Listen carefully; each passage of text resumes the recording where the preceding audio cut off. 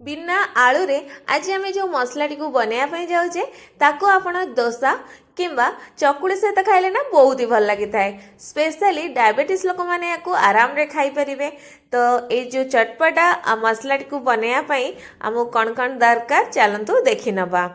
तो प्रथम आम कौन करवा ना एमती फूलकोबी मुझे नहीं तो ये बड़ पाखुड़ार फूलकोबी अच्छी तो ये फाड़े फूलकोबी को मुझे सब साइज रे काटिकी रखी नहीं भल भाव में धोईकिनी।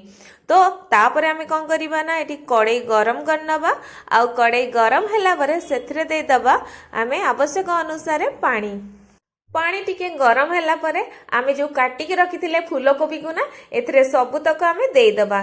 तापर से आमे आधा चामच रु कम देदबा लुण आउ ए सब को भल भाव में गोलेकी ताकू 5 मिनिट पर्यंत लो टू मीडियम आंच रे छाड़ीदबा सिझिबा पई। तो ता भितर आमे चलंतु मसला बनै नबा। तो एठी खंडे अदा को मुझे नहीं ता सहित 7 रु 8 कला रसुण को नहीं आउ टिके राग राग लगिया पई मु गोटे कंचा लंका को नहीं आपण माने जतिकी राग पसंद करती देई परिबे। आउ आधा चामच देदबा सेथिरे गोटा धनिया आउ ताकू दरदरा करके ग्राइंड करके नहीं आसीबा। पूरा चिकन करबा किछि दरकार नहीं। तो एबे एपटे देखि नियंतु 5 मिनिट पर फूलकोबी आमर पूरा परफेक्टली सिझी जाइछि। तो एमतिया ही हमको दरकार। तो एबे हम कौन करवा ना एथरु पानी रु सबुतक आम फूलकोबी को छाणिकी नहीं आसीबा। तो चलतु एबे मसला बनैबा। तो ता पई एठी कड़ाई गरम करिकी 2 रु 3 चामच दे दोजे एठी मु रिफाइन तेल गरम हैला परे सेथरे दे दबा आधा चामच रु कम गोटा जीरा आ जीरा टिके फुटी आसला बेलू मुझे गोटे मीडियम साइज रो पियाज को छोट छोट करके काटिकी रखी ताकू पकई नवा आ तापरे याको 2 मिनिट पर्यंत हल्का भाजीवा पई आमे छाड़ीदबा जेमति टिके लाल कलर ता धरे आसी जिवो। तो एबे एपटे देखि पाउथिबे पियाजटा हमर हल्का लाल हे आसलानी। तो ए स्टेज रे आमे जो दरदरा करके बाटिकी रखिथिले जो मसलाटा ना सेथरु गोटे चामच एथरे दे देबे। देखिबे ना आर टेस्ट बहुत ही बढ़िया आसीबो। तो याकू मध्य आ गोटे रु 2 मिनिट भल भाव रे टिके भाजी नवा जेमति कि तार गंधटा एथरु पळेई जिवो। ए मसलाटी भाजीवा भितरे आमे चलंतु एपटा देखि पाउथिबे मु जो फूलकोबी को माने छाणी कि नैथिली पानी रु एबे गोटे स्माशर साहाय्य रे ताकू आमे जेमति कि आलू को दळंदी सेमति सबुतक आमे कोन करिया ना भल भाव रे एठी चकटी नवा। आपण चाहिले हाथ रे मध्य याको भल भाव में चकटी पारिबे। तो एठी हमर भल भाव में फूलकोबीटा चकट हो जाइछि आ एपटे हमर मसला मध्य भल भाव में भाजी हे आसलानी। तो ए स्टेज रे आमे कोन करिबा ना गोटे मुठा देई दबा एठी ग्रीन मटर जदि थिबो निश्चय पकेबे तार फ्लेवरटा बहुत ही बढ़िया आसताए ए जो फूलकोबीर मसला रे।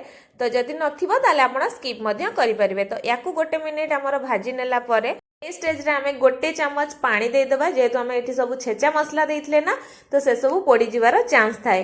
तो सेति पई एथरे गोटे चामच पानी देकी आको टिके भलो भाव रे गोळेई नबा। तापर सेथरे आधा चामच दे दबा हळदी गुंड ता आउ टिके कलर आनिया पई सेथरे दे दबा आधा चामच आमे काश्मीरी रेड चिली पाउडर। बस ए सब पकेकी आमे याकू किछि सेकेंड पर्यंत आमे कोन करबा ना टिके गोळेई नबा बा ए जो तेल मसला रे टिके कसी नबा। तो एबे ये सब भल भाव में भाजी हो गलानी। तो ए स्टेज रे आमे जो माने चकटिकी रखिथिले फूलकोबी को एतरे सबुतक आमे ओजाडी नबा।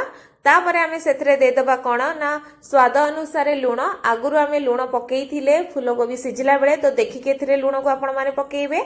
तापरे सेथरे आधा चामच रु कम दे दबा गरम मसला।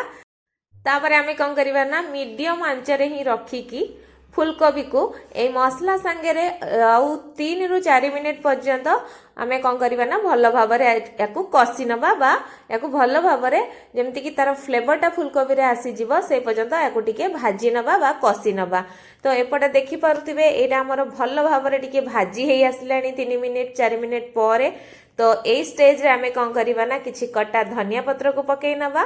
तापर आमे कौन करवा ना याकू आउ थरे भल भाव रे टिके गोळेई नबा। बस आमर एबे फाइनाली तैयारी हो जाइए फूलकोबीर ए जो मसला।